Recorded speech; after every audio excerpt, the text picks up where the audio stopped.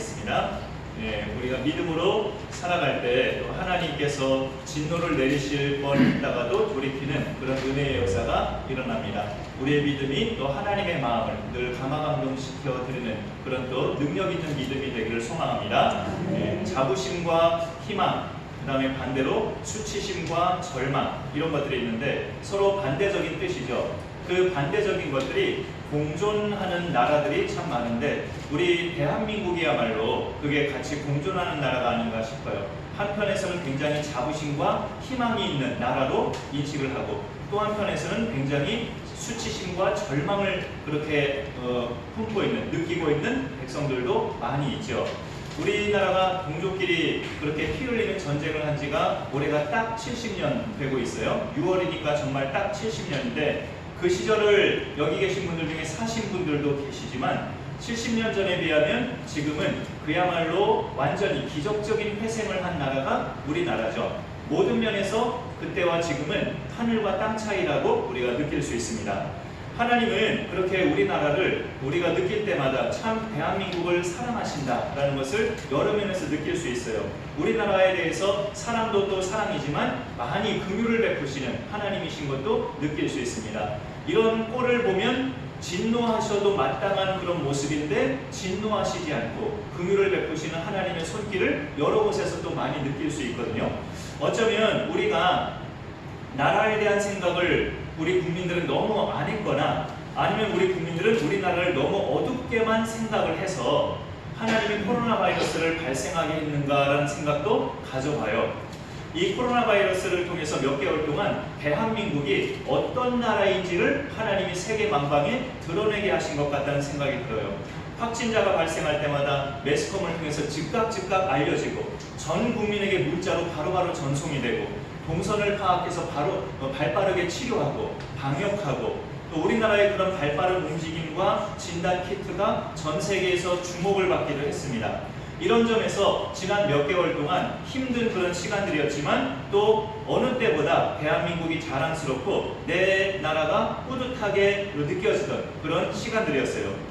우리가 흔히 말하는 먹고 사는 것을 기준으로 볼 때 우리나라 5천만 국민은 전 세계 77억 인구 가운데 상위권에 드는 인구라고 합니다. 몇 가지 쭉 예를 좀 나열해 볼게요. 고기를 사 먹고 싶을 때 고기를 사 먹을 수 있고, 옷이 낡아지면 새 옷을 사 입을 수 있고, 집에서 샤워를 할 수 있고, 세탁기로 빨래를 할 수 있고, 이거는 또 집마다 다르지만 침대에서 잠을 자고, 문화생활을 누리고 싶다면 어느 정도 누릴 수 있고, 지금은 코로나 때문에 못 누리는 거지만 개인 컴퓨터가 있어서 인터넷을 자유롭게 쓸 수 있고 2, 3년에 한 번씩 휴대폰을 바꾸어 쓰고 비나 눈이 와도 집이 새지 않고 수도, 전기, 난방이 끊길 걱정이 없는 집에서 살고 있고 인구 2.2명당 자동차 한 대씩을 보유하고 있는 나라, 아플 때 약국이나 병원에 가는 교통편이 어렵지 않은 나라, 아플 때 약국이나 병원에 갔을 때 진료비가 크게 부담되지 않은 나라. 전 세계 77억 인구 중에 이런 일상적인 혜택을 누리는 사람들은 20억 명이 지나지 않는다고 합니다. 그렇게 전 세계 77억 인구들의 삶의 질과 우리나라를 대조해보면 웬만한 것들은 우리나라는 다 누리고 있는 그 상위권 20억 명 안에 우리나라 5천만 국민은 다 들어있어요. 꽤 살기 좋은 나라예요. 그러면서도 이 땅을 생각하면 걱정이 또 앞서는 것도 사실입니다. 왜 걱정이 앞서냐면 저 북한도 북한이지만 언제부턴가 이 남한도 대한민국도 여러 면에서 미래가 걱정되는 그런 모습들을 보이고 있어요. 선진국일수록 중요시 여기는 것 중에 하나가 인권입니다. 인권인데 사람이라면 누구나 사람으로서 누릴 수 있는 권리, 사람 대접받을 수 있는 권리, 이게 인권인데요. 오늘날 우리 사회는 이 인권을 소수자들에게 많이 또 강조하고 누리도록 노력을 해요. 우리나라에서 소수자하면 이런 사람들이 소수자죠. 3D 업종에 종사하고 있는 외국인 노동자들, 동남아에서 올라온 그런 외국인 노동자들이 우리나라로 말한다면 소수자들입니다. 그리고 어느 회사가 300명의 임직원이 있는데 그 300명의 임직원 중에 여성이 딱 20명이다. 여성이 20명이라면 그 회사는 여성이 소수자입니다. 이런 소수자들을 존중하고 똑같이 대접하자는 것이 인권인데 대단히 좋은 취지인데요. 성경은 모든 사람이 죄인이라고 선언을 하잖아요. 아무리 좋은 취지를 가지고 기획을 하고 실행을 해도 죄인들이 행하는 일에는 반드시 부작용과 악하고 더러운 것들이 그 이면에 숨겨 있어요. 속을 들여다보면 악한 건데 사탄에게 속아서 겉모습이 대단히 아름다워 보이는 것들이 굉장히 많습니다.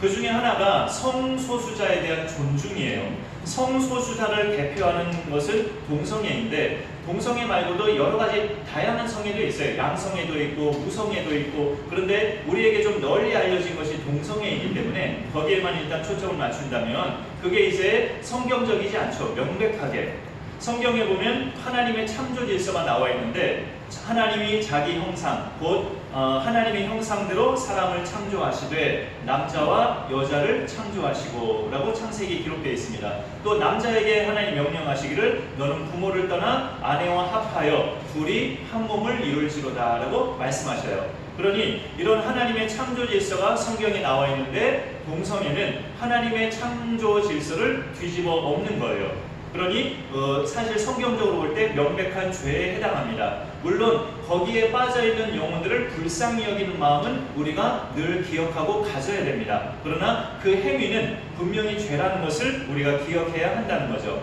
성경에서 분명히 밝히고 있는 그 죄목에 해당하는 성경 구절이 있어요. 한번 볼까요? 참고 말씀으로. 자, 예전에도 한번 읽어봤던 기억이 나요. 레위기 18장 22절 같이 한번 읽어주시죠. 시작. 너는 여자와 동침한 같이 남자와 동침하지 말라. 이는 가장한 일이라.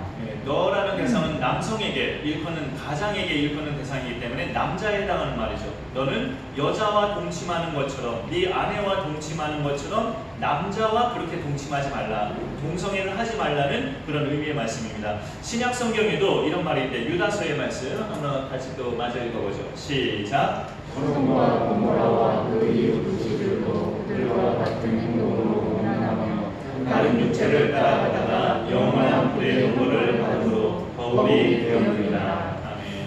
여기 중간에 보면 다른 육체를 따라가다가 이 다른 육체는 하나님께서 정하신 표준적인 육체가 아니라 남자이면 여자, 여자이면 남자 그런 표준적인 육체가 아니라 다른 육체, 동성이나 아니면 사람과 짐승 간의 행위라든가 이게 다른 육체예요. 그런 다른 육체를 따라가다가 소돔과 고모라가 그랬다는 거죠. 영원한 불의 형벌을 받았다. 창세기에 나와 있는 역사적 사건이죠.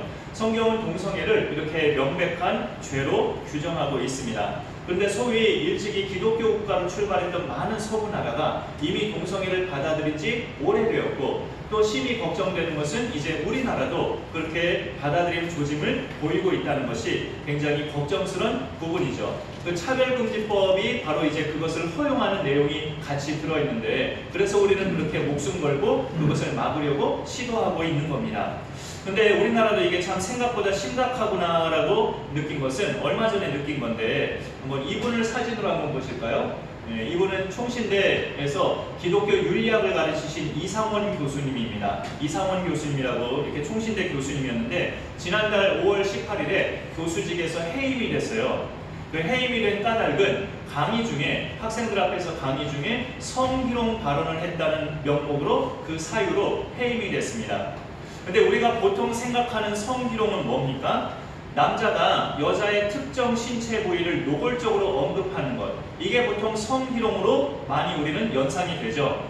그 대학 교수들이 여대생들 앞에서 그런 발언을 했다든지 직장에서 남자 상사가 여직원들 앞에서 그런 발언을 했다든지 주로 그런 내용을 우리는 성희롱이라고 들어왔어요. 그런데 저 이상원 교수가 강의 시간에 학생들 앞에서 했다는 성희롱 발언은 그런 성격의 것이 아니에요. 저분이 학생들 앞에서 말한 것은 동성애는 반성경적이다. 그 말을 하신 거예요. 동성애는 성경에 반대하는, 성경을 뒤엎는 죄악된 하나님의 창조 질서를 거스르는 반성경적인 행위라고 말한 것을 학교 측에서는 학생들 앞에서 성희롱을 한 것이라고 그렇게 결정이 된 거죠. 기가 막힌 거죠. 근데 이제 내용을 부연 설명을 들어보면 좀 더 구체적으로 상세한 설명을 했대요. 저 교수님이. 그러니까 남자의 신체 구조와 여자의 신체 구조를 비교적 상세하게 설명하면서 하나님이 남성과 여성을 만드실 때 반드시 성적인 관계는 남자와 여자로만 해야 안전하도록 그런 성적인 기능을 하나님이 그렇게 만드셨대요. 근데 그걸 무시하고 남자가 남자와 관계를 가지면 그건 대단히 비성경적인 것뿐만이 아니라 몸에도 위험하고 굉장히 위생적으로도 위험한 행위라는 것을 말했다는 거죠. 아주 구체적으로. 그런데 듣는 학생들 입장에서는 저 교수가 동성애를 반성경적이라고 말한 그것보다 너무나 남자와 여자의 신체 구조를 노골적으로 너무나 구체적으로 드러낸 것이 좀 민망했다라는 입장이에요. 학생들 입장은. 그럼 학교가 충분히 그런 것을 헤아려서 저 교수의 의도는 그게 아니라 동성애가 반성경적이라는 것을 말하는 것이 핵심인데 그 핵심을 잘 말하기 위해서 좀 구체적으로 말을 한 거구나. 그렇게 이해를 하고 받아들여야 되는데 그렇게 받아들이지 않고 교수직에서 해임을 했어요. 그 강의 시간에 학생들 앞에서 성희롱 발언을 했다는 명분으로만 그렇게 해임을 했다고요. 그런데 해임까지 가려고 하진 않았는데 왜 해임까지 갔냐면 저 교수에게 계속 학교 측에서는 사과를 요구했는데 학생들 앞에 사과하라고 요구했는데 저 교수가 사과를 안 했다는 거예요. 나는 성경의 진리를 말한 거다. 성경의 진리를 말한 거고 성경의 윤리를 말한 것뿐인데 내가 잘못된 것을 전한 것도 아닌데 내가 왜 사과를 해야 되느냐 하면서 사과를 끝까지 안 한 것이 해임된 사유가 됩니다.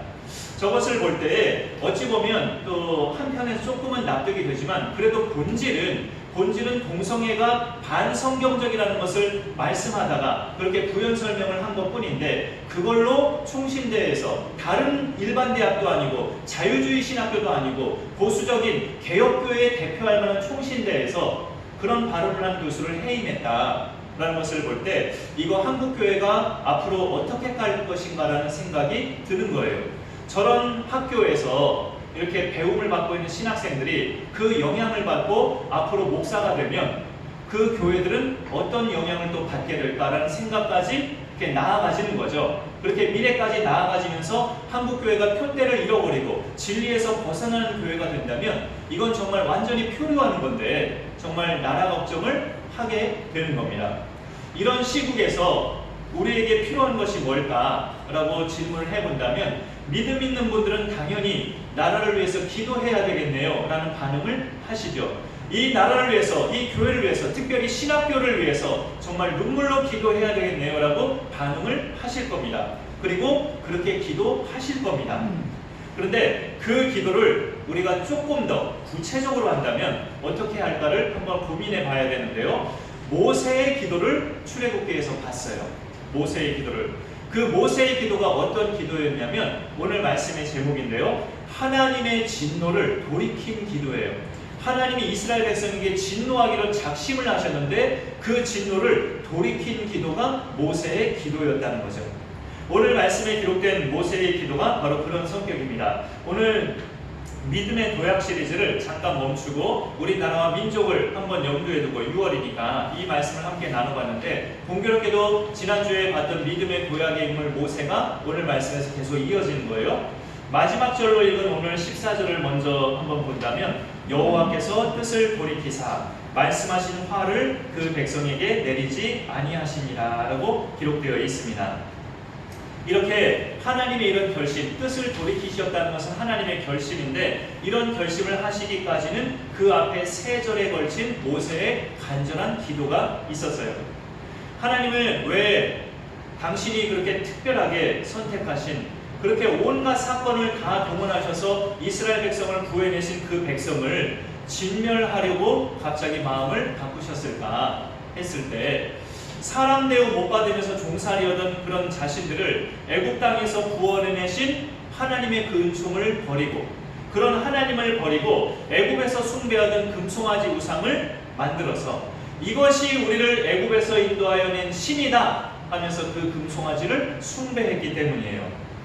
이들이 이렇게까지 된 배경을 보면 어떻게 하다가 이들이 하나님을 버리고 어이없게 금송아지를 숭배하게 됐는가 그 배경을 보면 32장 1절에 잠깐 나와 있는데요. 성경에 백성이 모세가 산에서 내려오니 더딤을 보고 모여 백성이 아론에게 이르러 말하되 일어나라 우리를 위하여 우리를 인도할 신을 만들라 라고 명령하는 모습이 나와 있습니다.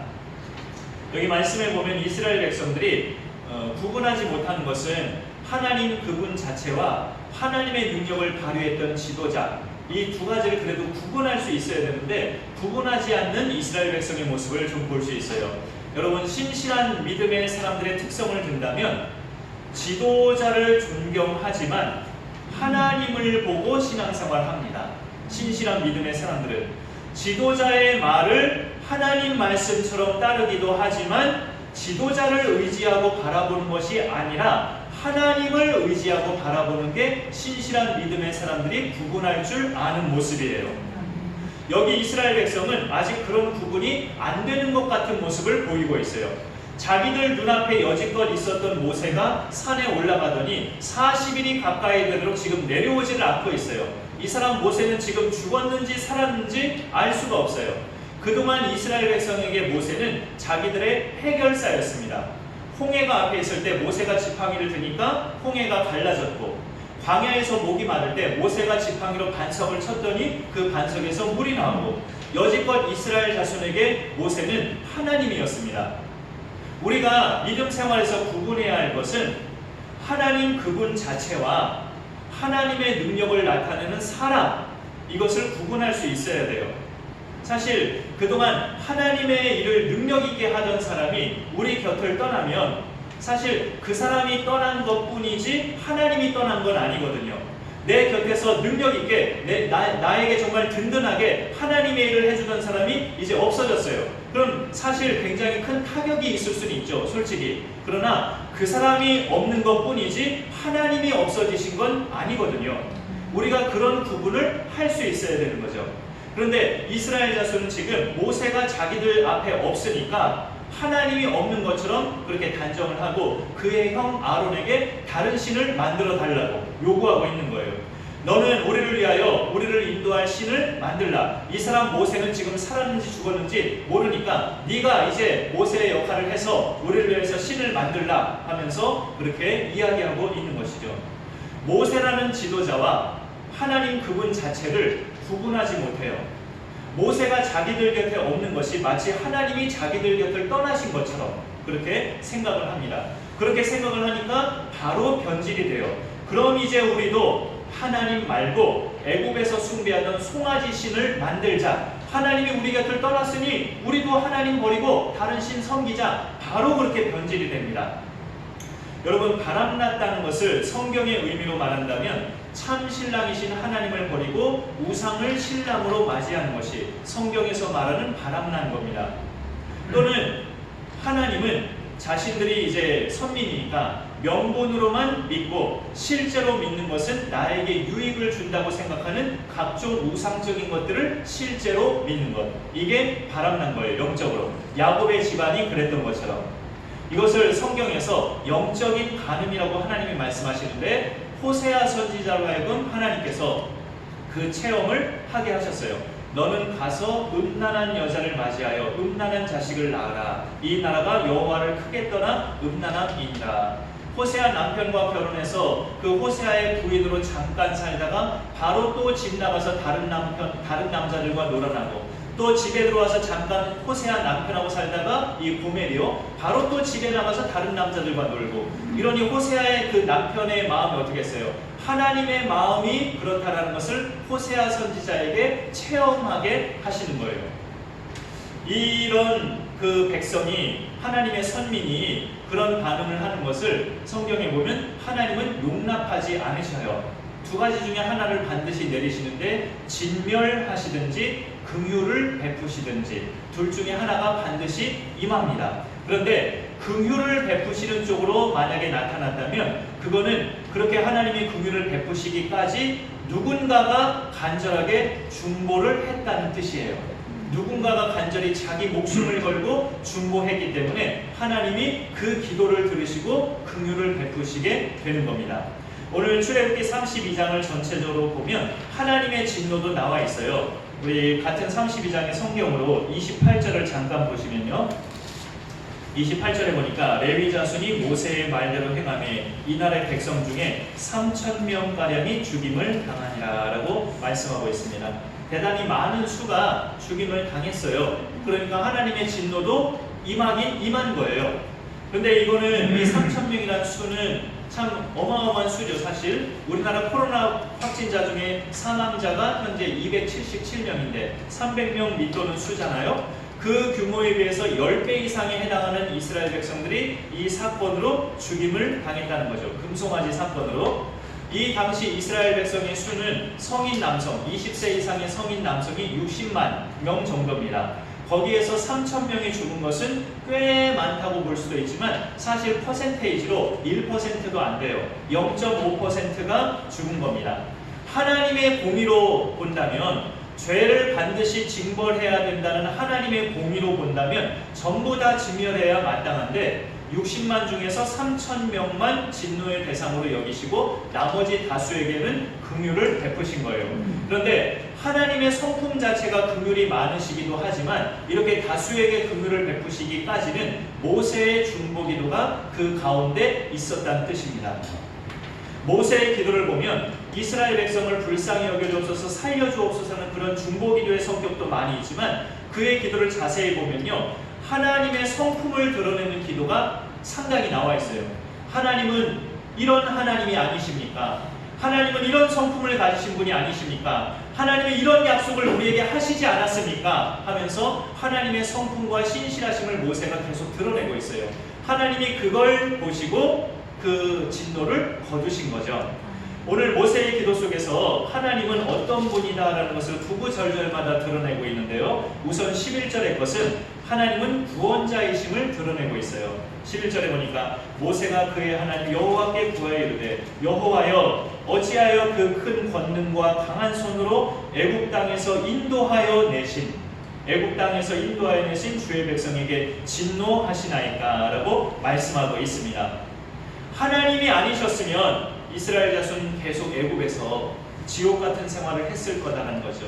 짐승 같은 대우를 받으면서 갈수록 더 심해지는 그 고된 노동 때문에 일하다가 현장에서 쓰러져 죽는 이스라엘 백성이 더 많아졌을 거예요. 그런 불쌍한 대상들을 하나님께서 큰 권능과 강한 손으로 애굽 땅에서 나오게 하셨어요.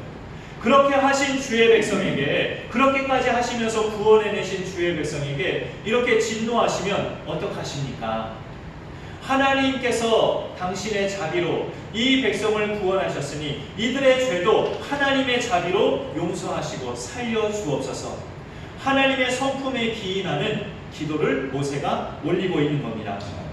그리고 두 번째 12절은 하나님의 영광에 누가 되면 안 되지 않습니까? 이 이스라엘 백성이 아무리 죄를 짓고 금송아지를 숭배하고 간악한 죄를 지었다 해도 그것이 결과적으로 하나님의 영광에 누가 되면 안 되지 않습니까? 하는 기도를 모세가 또 드리고 있습니다. 그 말 뜻은 애굽 사람들이 하나님을 오해할 수 있다는 거죠. 이 12절에 어찌하여 애굽 사람들이 이르기를 여호와가 자기의 백성을 산에서 죽이고 지면에서 진멸하려는 악한 의도로 인도해 내었는고 라고 애굽 사람들이 오해할 수 있다는 것이죠. 저 여호와라는 신이 자기 백성 그토록 구원해내려고 우리 땅에 그냥 10가지나 되는 무서운 재앙을 퍼붓더니 결국 저 백성 구원해내더니 저 백성도 우리처럼 똑같이 죽이려고 구원해내신 거구나 라고 애굽 사람들이 오해할 수 있다는 거죠. 광야에서 이스라엘 백성에게 진노하셔서 다 진멸해버리시면 우리 백성을 그 무서운 징계로 그렇게 죽이신 것처럼 저 이스라엘 백성들을 그렇게 죽이려고 광야로 끌고 가서 그렇게 죽이려고 구원해낸 거였구나 라고 아무것도 모르는 애굽 사람들은 오해하기 십상이라는 거예요. 그러면 안 되지 않습니까? 하나님 이 백성에게 화를 내리지 마옵소서. 저 애굽인들이 하나님에 대해서 오해하면 안 되지 않습니까? 하나님의 영광에 누를 끼치면 안 되지 않습니까? 하면서 기도했더니 하나님이 뜻을 돌이키신 거예요. 때로 하나님은 그런 것과 상관없이 자신의 영광을 드러내기도 하셔요. 우리 믿음의 백성들이 욕을 먹든 말든 그런 것과 상관없이 하나님은 손해보지 않으시거든요, 사실은. 그러나 우리가 불신자들과 끊을 수 없는 관계 속에서 살아가는 이 세상을 보면 우리도 그런 기도가 필요할 때가 많아요. 하나님, 우리가 여기서 이렇게 끝난다면 그동안 나를 믿는 사람이라고 알던 내 동료들, 또 나를 알고 있는 모든 지인들이 하나님을 어떻게 생각하겠습니까? 내가 여기서 이렇게 끝나지면 그동안 내가 예수님 잘 믿었다고 생각하던 내 모든 불신자 가족들과 내 모든 직장 동료들은 나를 뭐라고 생각하겠습니까? 또 내가 믿는 하나님을 뭐라고 생각하겠습니까? 하나님, 내가 그토록 하나님을 전해도 그들은 하나님이 없다고 하나님을 안 믿던 사람인데 내가 이렇게 전락해버리면 저들은 더더욱 하나님을 안 믿을 거 아닙니까? 저들은 더더욱 하나님을 멸시하고 하나님을 조롱할 거 아닙니까? 나를 여기서 끝내지 말아 주옵소서. 그런 긍휼의 기도가 필요할 때가 있다고요. 내가 살기 위해서도 필요하지만 다른 사람들이 하나님에 대해서 오해하지 않도록 그런 기도가 하나님의 영광에 누를 끼치면 안 되지 않습니까? 하는 기도가 우리의 삶에도 많이 필요해요. 내가 여기서 이렇게 끝장이 나면 나를 보고 그동안 하나님을 믿을까 말까 갈등했던 그 사람들은 이제 하나님 절대 안 믿겠다고 생각하지 않겠습니까? 하나님, 나를 여기서 끝내지 말아 주옵소서. 여기서 나를 살려주셔서 나를 주변에서 보고 있는 많은 불신 영혼들이 정말 하나님은 살아있는 신인가 보다 그렇게 깨닫게 하여 주옵소서. 그런 기도가 필요할 때가 있단 말이죠. 그 다음에 세 번째 모세가 올린 기도는 이게 어쩌면 결정적인 기도인데 하나님이 그 옛날 믿음의 족장 아브라함과 이삭과 이스라엘에게 약속하신 언약이 있지 않습니까? 그 언약대로 이 백성을 살려야 되지 않겠습니까? 하면서 하나님을 모세가 쉽게 말해서 궁지에 몰아가고 있는 것이죠. 하나님이 그 옛날에 13절에 보면 주의 종 아브라함과 이삭과 이스라엘을 기억하소서. 주께서 그들을 위하여 주를 가리켜 맹세하여 이르시기를 내가 너희 자손을 하늘의 별처럼 많게 하고 내가 허락한 이 온 땅을 너희 자손에게 주어 영원한 기업이 되게 하리라. 아브라함과 이삭과 야곱에게 하나님이 그 옛날 이 말씀 하시지 않으셨나요? 이 말씀을 하셨잖아요, 하나님. 그러면 이 말씀을 하나님이 하나님의 이름을 걸고 맹세하셨는데 하나님이 스스로 이렇게 맹세하시고 그 믿음의 족장들과 언약을 세우셨는데 그러면 그 후손들이 멸망당하면 안 되지 않습니까? 하나님이 그 아브라함과 이삭과 야곱의 후손을 통해서 하늘의 별과 같이 그들을 많아지게 하고 이 온 세상에 믿음의 백성들이 많아지게 할 것을 하나님이 그들에게 언약을 하셨는데 이 지금 이스라엘 백성을 진멸하신다면 그 언약이 깨져버리는 것 아닙니까? 하나님의 백성이 다 사라지는 것 아닙니까? 하면서 언약을 기억하셔서라도 이 백성에게 진노를 거두어 주옵소서. 그렇게 기도했더니 하나님께서 14절에 보니까 여호와께서 뜻을 돌이키사 말씀하신 화를 그 백성에게 내리지 아니하시니라 라고 말씀하셔요. 하나님의 진노를 돌이키게 하는 기도는 그분이 우리에게 약속하셨던 그 약속을 우리가 언급하고 그분의 그 긍휼히 여기시기를 좋아하시는 그분의 성품을 언급하면서 기도할 때 하나님은 진노를 돌이켜 주십니다. 내가 결코 너희를 버리지 아니하고 너희를 떠나지 아니하리라 말씀하지 않으셨습니까? 상한 갈대를 꺾지 아니하며 꺼져가는 등불을 끄지 아니하신다고 말씀하지 아니하셨습니까? 하나님은 그런 분 아닙니까? 우리를 그러니 살려주옵소서. 이렇게 하나님의 성품과 하나님의 약속에 기인해서 그걸 언급하면서 기도할 때 하나님은 그 내용을 기억하면서 그래 맞다. 내가 너희 조상에게 그렇게 말했었지. 그래 네 말이 맞다. 내가 너희 선조에게 그걸 약속했었지. 그래 네 말이 맞다 하면서 내가 진노를 내가 거두겠다. 이렇게 하나님의 성품과 그분의 약속을 언급하면서 기도하는 것이 그분의 진노를 돌이키게 하는 기도가 된다는 거예요. 하나님의 언약 중에 최고는 이 땅에 예수 그리스도를 보내신 겁니다. 그리고 그 예수를 믿는 자마다 영생을 주겠다는 것도 하나님의 언약이죠. 그래서 우리는 그 약속대로 예수님을 믿음으로 영생을 받았죠. 영생을 받은 자는 뭐가 또 약속됐냐면 더 이상 하나님의 진노가 임하지 않아요. 영생을 가진 자는 더 이상 그와 그의 집안에 하나님의 진노가 임하지 않는다고요. 하나님의 권속이 됐으니까, 하나님의 자녀가 됐으니까 그래요. 그러니 우리가 이 땅을 위해서 기도할 때 더 이상 진노를 받지 않는 우리가 이 진노받을 만한 행위만 계속하고 있는 이 땅을 위해서 기도할 때는 하나님 우리를 보셔서 진노를 내리지 않기로 약속하신 우리를 보셔서 이 땅에도 그런 진노가 임하지 않게 하여 주옵소서. 나를 살려주신 것처럼 이 땅도 그렇게 살려주옵소서 하면서 하나님의 긍휼에 호소하는 기도를 올릴 때 하나님의 진노가 거두어질 수 있다는 것이죠. 하나님의 창조 질서를 무시하는 이 사회, 이 나라를 위해서 우리가 기도할 때 나에게 베풀어 주시는, 우리 가족들에게 베풀어 주시는 하나님의 은혜와 긍휼을 우리가 언급하면서 이 땅에도 똑같은 긍휼을 하나님 베풀어 달라고 간절히 눈물로 기도하면 하나님이 진노를 거두어 주시지 않겠어요? 아까 처음에 말씀드린 것처럼 그래도 하나님이 이 나라를 굉장히 사랑하신다는 것을 많이 느껴요. 교회가 아시아 국가 중에서 우리 기독교 개신교회가 대한민국만큼 퍼센테이지가 많은 나라가 어디 있어요? 아시아 국가 중에서. 또 교회가 늘어난 만큼 그동안에 아까 70년 전과 지금은 우리 삶의 질이 정말 하늘과 땅 차이라고 말씀드렸잖아요. 교회가 증가하고 교회가 부흥한 만큼 경제와 모든 분야도 하나님께서 많이 살리셨어요. 분명 하나님께서 대한민국과 함께 하신 증거들은 굉장히 많아요. 그런 은혜들을 상당수의 국민들은 알지도 못한 상태에서 하나님의 질서를 자꾸 깨트리는 움직임을 시행하고 있잖아요. 하나님이 아닌 각종 금송아지 우상들이 이 나라에서 일어나고 있잖아요. 이럴 때 예수님으로 구원의 은총을 받은 우리는 그 진노를 거두게 하실 만한 기도가 우리 입에서 나와야 된다는 거죠. 모세가 올린 그 중보기도는 십자가에서 예수님이 아버지께 올리신 기도였습니다. 아버지여, 저들을 사하여 주옵소서. 자기들이 하는 일을 알지 못함이니이다. 성 정체성을 무너뜨리는 행위, 자유롭게 복음 전할 수 있는 환경을 자꾸 막으면서 그렇게 막는 것이 진정한 자유라고 생각하는 많은 사람들, 예수님은 그들을 보시고 자기들이 하는 것을 알지 못함이니 저들을 용서해 달라고 기도하셨어요. 하나님의 진노를 거두게 할 만한 그 예수님의 십자가에서의 기도, 또 오늘 모세의 기도가 우리 입술 가운데 필요한 때입니다.